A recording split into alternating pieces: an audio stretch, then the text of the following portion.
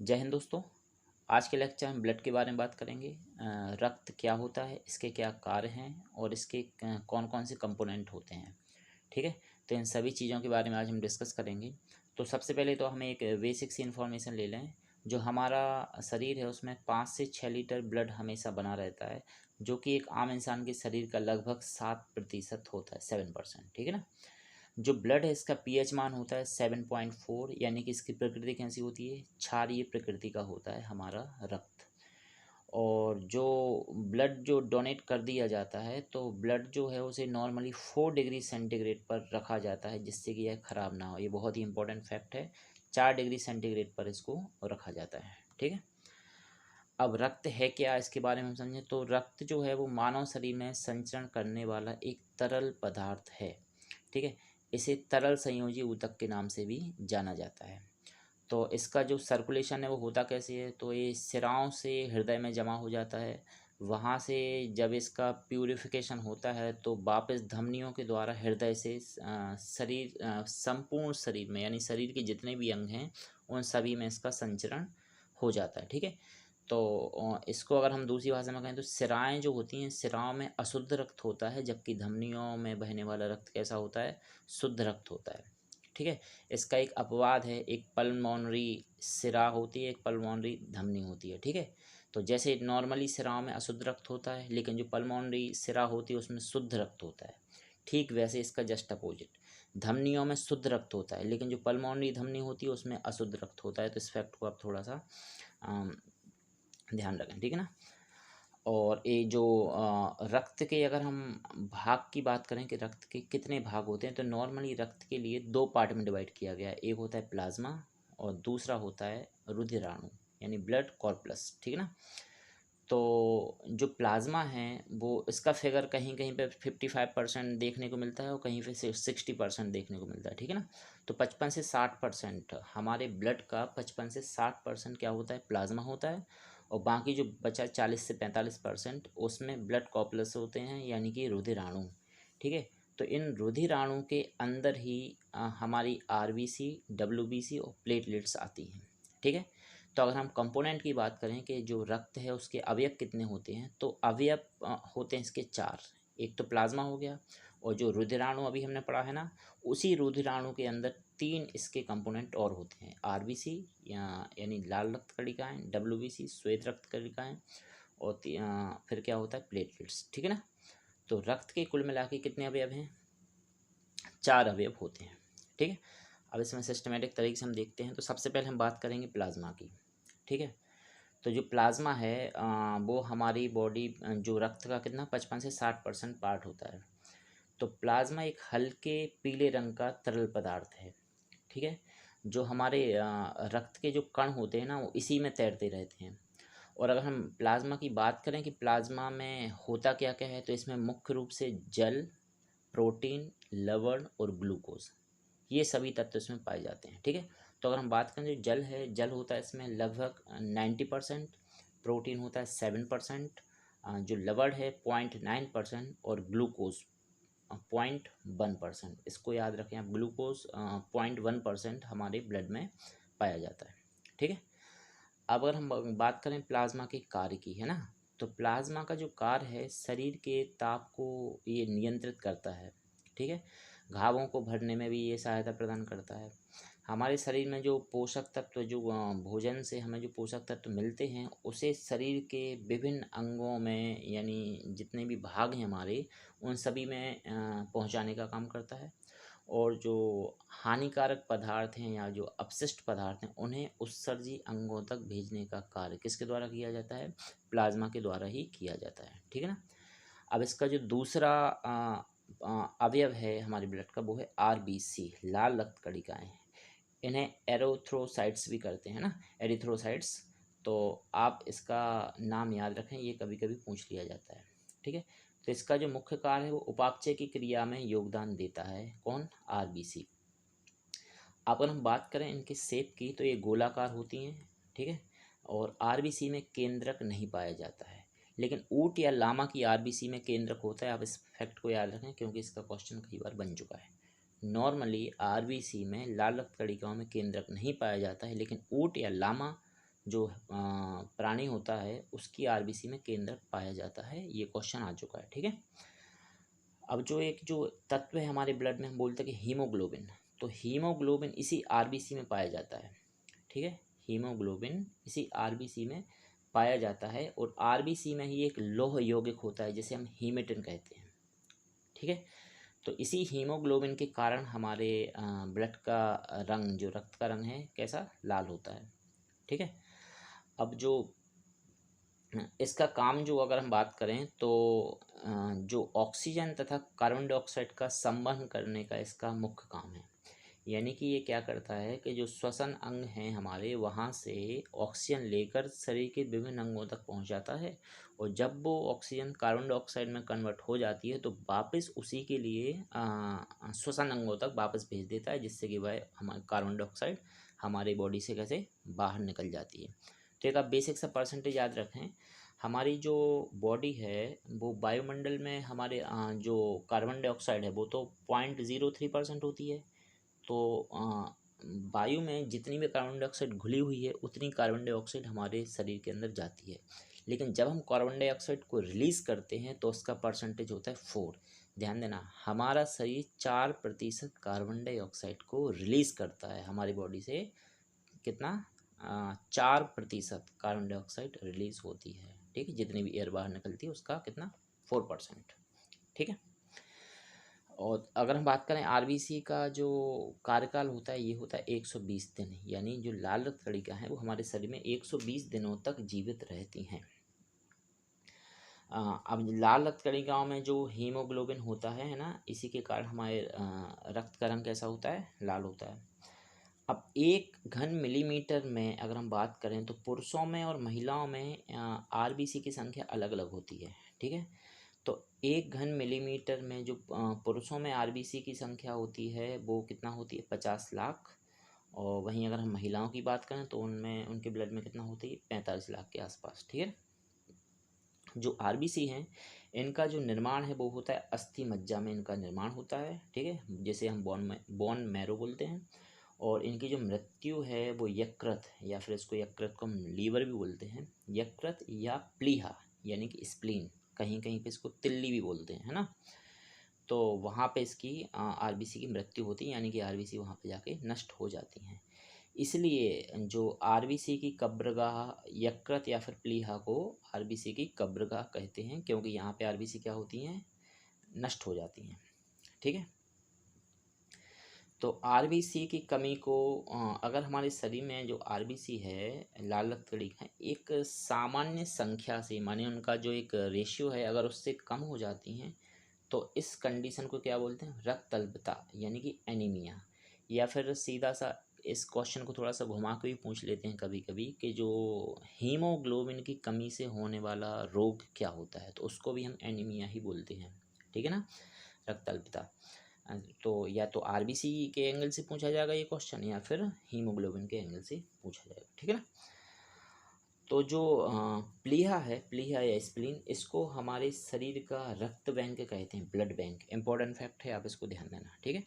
प्लीहा को हमारे शरीर का क्या बोलते हैं? ब्लड बैंक, ठीक है। चलो, तो अभी हमारे ब्लड के 2 कंपोनेंट हो गए, है ना। अगला कंपोनेंट है क्या?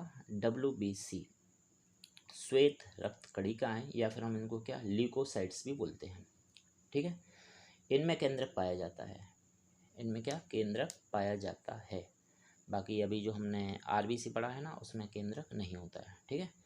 और आरबीसी में जैसे अभी हमने उनका शेप पढ़ा है कि आरबीसी का शेप गोलाकार होता है, जबकि जो डब्ल्यूबीसी है इनका कोई निश्चित आकार नहीं होता है, ठीक है। इसलिए इनका आकार क्या, अनिश्चित है। इनका जीवन काल जो है 2 से 4 दिन होता है, ठीक है। 2 से 4 दिन के अंदर ये फिर क्या, नष्ट हो जाती हैं। अब जैसे अभी हमने आरबीसी में पढ़ा है कि आरबीसी की संख्या अगर सामान्य से कम हो जाती है तो उसमें क्या, हमें एनीमिया कहते हैं उस कंडीशन को। ठीक वैसे ही अगर हम डब्ल्यूसी की बात करें तो डब्ल्यूसी की संख्या अगर सामान्य से कम हो जाती है तो इसको हम क्या, ल्यूकोपीनिया कहते हैं, ठीक है। ध्यान देना, इसको ल्यूकेमिया नहीं बोलना, ल्यूकोपीनिया बोला जाता है इसको, ठीक है ना। और वहीं अगर हम बात करें डब्ल्यूसी की जो संख्या है अगर सामान्य से अधिक हो जाती है तो इसे हम ल्यूकेमिया बोलते हैं, ठीक है, बहुत ही इंपॉर्टेंट फैक्ट है, ध्यान देना। श्वेत रक्त कणिकाओं की संख्या उसकी सामान्य संख्या से अगर बढ़ जाती है तो इसे ल्यूकेमिया बोलते हैं, और अगर श्वेत रक्त कणिकाओं की संख्या उनकी सामान्य संख्या से कम हो जाती है तो इसे हम क्या, ल्यूकोपीनिया कहते हैं। ठीक है, तो जो श्वेत रक्त कणिका है ये हमारे शरीर का एक प्रतिरक्षा तंत्र विकसित करती हैं, यानी कि दूसरी भाषा में इसको हम कहें तो ये रोगों से लड़ने में सहायक होती है, यानी कि रोगों से लड़ने की शक्ति हमारे शरीर को देती हैं। कौन, WBC।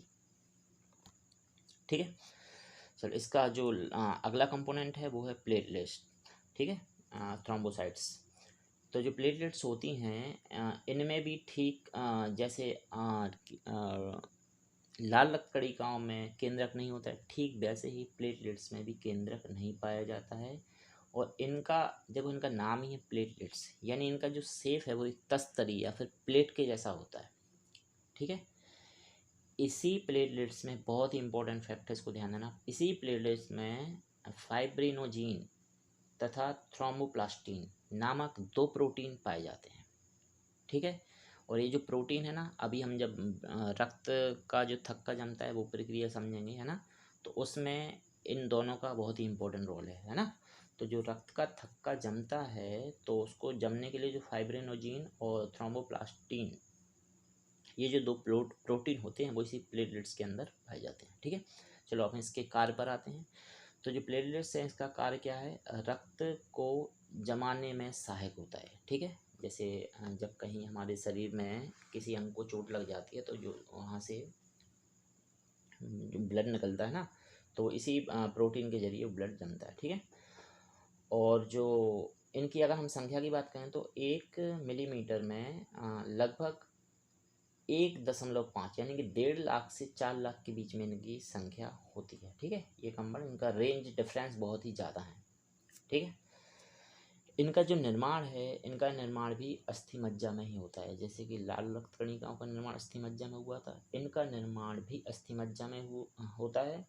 और मृत्यु इनकी प्लीहा में ही होती है, यानी कि स्प्लीन, यानी कि जो पैटर्न आरबीसी का है सेम वही पैटर्न इनका भी है। ठीक है, आरबीसी की मृत्यु भी कहाँ पर हो रही थी, प्लीहा, स्प्लीन। ठीक है, अगर हमारे शरीर का कोई अंग कट जाता है ना, तो वहाँ से जो रक्त बहाव होता है उसको रोकने में क्या होता है, सहायक होता है, यानी उसमें सहायता प्रदान करता है। और अगर हम बात करें जो अभी एक बीमारी कुछ समय पहले जो बीमारी फैली थी चिकनगुनिया, ऑलमोस्ट सभी लोगों ने इसका नाम सुना होगा। तो जो चिकनगुनिया और जो डेंगू, ये जो रोग होते हैं इनमें जो है प्लेटलेट्स की संख्या बहुत ही कम हो जाती है, इसको आप ध्यान देंगे, है ना। चिकनगुनिया और डेंगू में प्लेटलेट्स की संख्या क्या हो जाती है, कम हो जाती है। ठीक है, तो ये हो गए हमारे रक्त के क्या कंपोनेंट, यानी कि अवयव, कितने, 4 अवयव हो गए। ठीक है ना, अब हम पढ़ेंगे जो रक्त है उसके क्या कार्य हैं। ठीक है, तो रक्त के कार्य जो हैं वो क्या है, सबसे पहला कार्य ऑक्सीजन को फेफड़ों से कोशिकाओं तक पहुंचाना, तथा इस प्रक्रिया के दौरान जो CO2 बनती है उसे कोशिकाओं से वापस फेफड़ों तक पहुंचाना। ये बहुत ही इंपॉर्टेंट काम हो गया ब्लड का। क्या, फेफड़ों से कोशिकाओं तक ऑक्सीजन को पहुंचाना, और ऑक्सीजन से वापस जो इस प्रक्रिया में कार्बन डाइऑक्साइड बनती है तो वो कहाँ तक, फेफड़ों तक पहुंचा देता है, जो कि फिर हमारे शरीर से बाहर आ जाती है। ठीक है, तो दूसरा इंपॉर्टेंट काम क्या है इसका, भोजन से प्राप्त जो पोषक तत्व हैं जैसे कि ग्लूकोज हो गया और भी कई प्रोटीन, कार्बोहाइड्रेट्स वगैरह हमें मिलते हैं, तो इनको हमारे शरीर की विभिन्न कोशिकाओं तक पहुंचाने का काम करता है। ठीक है, फिर जो ब्लड हार्मोन्स होते हैं, रक्त हार्मोन्स होते हैं, तो ये रक्त हार्मोन्स को शरीर के जो भी उपयुक्त अंग हैं, यानी कि उस हार्मोन्स को जहाँ जाना चाहिए वहाँ तक इसको पहुँचाने का काम कौन करता है, रक्त करता है। ठीक है, और बहुत ही इंपॉर्टेंट काम, रक्त जो है हमारे शरीर का ताप बनाए रखता है। ताप बनाए रखने का मतलब ये है कि हमारे जो बॉडी का जो टेम्परेचर है उसको मेंटेनेंस करने का काम किसका है, ब्लड का ही है। ठीक है, फिर शरीर में जो उत्पन्न अपशिष्ट पदार्थ हैं, अपशिष्ट पदार्थ या फिर जो भी हानिकारक पदार्थ हैं, इनको मूत्र या फिर पसीने के जरिए ये हमारे शरीर से क्या कर देता है, बाहर निकाल देता है। ठीक है, इसका एक और बहुत ही इंपॉर्टेंट काम क्या है, ये हमारी बॉडी के पीएच मान को मेंटेन करने का काम करता है ना। जो पीएच मान होता है हमारी बॉडी का, उसको मेंटेन करने का काम कौन करता है, रक्त ही करता है। ठीक है ना, चलो अब इसमें और हम रक्त जमता कैसे, या फिर हम बोलें कि रक्त का थक्का कैसे जमता है, उसके बारे में और देखते हैं। ठीक है, तो हमारे रक्त का जो एक मेन कंपोनेंट जो अभी हमने पढ़ा है प्लेटलेट्स, इसमें अभी दो प्रोटीन पढ़े थे हमने, है ना, एक फाइब्रिनोजीन और एक होता है क्या, थ्रोम्बोप्लास्टिन। ठीक है, तो ये जो दो प्रोटीन हैं, यही दो प्रोटीन रक्त का थक्का जमाने में सहायक होते हैं। ठीक है, तो इसमें प्रक्रिया कैसे होती है, तो जो फाइब्रिनोजीन है, ये जैसे ही हवा के संपर्क में आता है, तो हवा और थ्रोम्बोप्लास्टिन, तो इनके साथ क्रिया करके फाइब्रिन में कन्वर्ट हो जाता है। ठीक है, किसमें, फाइब्रिन में बदल जाता है। और जैसे ही ये फाइब्रिन में बदलता है, तो एक जाली बना लेता है ना, तारनुमा जाली, जैसे कि नॉर्मली हम जाली देखते हैं ना, ये तार की जो जाली बनी होती है, उस शेप में, बहुत ही महीन जाली होती है, उस शेप में एक जाल बना के तैयार कर देता है। अब जब ये हमारी स्किन के ऊपर जब ये जाल बन जाता है, तो जैसे ही ब्लड इसमें से निकलता है, तो जो ब्लड के जो कण हैं, रक्त कण हैं जो, वो इसमें फंस जाते हैं। ठीक है, तो इसमें जो मुख्य रूप से जो रक्त कण फंसते हैं, वो होती हैं कौन सी, आरबीसी, लाल रक्त कणिकाएं इसमें फंसती हैं, क्योंकि उनका शेप फिक्स है। और जो अगर हम बात करें डब्ल्यूबीसी का कोई फिक्स शेप नहीं होता है, इसलिए डब्ल्यूबीसी तो वहाँ से धीमे धीमे निकलती रहती है, लेकिन आरबीसी की संख्या बहुत ज़्यादा है।